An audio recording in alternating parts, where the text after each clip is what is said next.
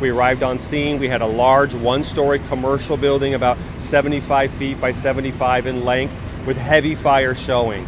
So we commenced an aggressive fire attack. It was open at the time of business. There was occupants and workers there. Fortunately, they all got out safely, but the doors had locked behind them. Therefore, firefighters had to make forcible entry with rotary saws to cut our way in, which takes some time to do that, of which also the fire continued to grow because inside is an abundance of textiles that are packed from the ground up to about shoulder high, and handbags, things that create a very significant fire load. So the building actually started to crack. We were worried about safety. There was no lives to save inside.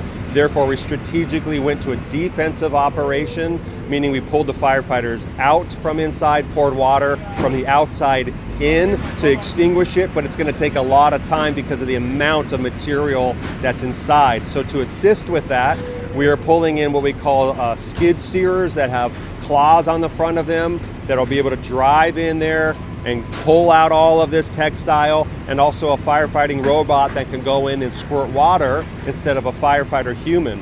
So that way we could keep our members safe, because we did have one firefighter that actually suffered a medical emergency.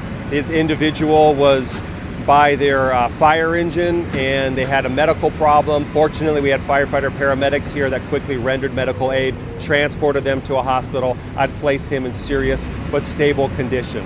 So we also had hazardous environment and wires that were down from high voltage. So significant challenges that firefighters overcame, and they did an outstanding job, and they protected the nearby buildings from any damage.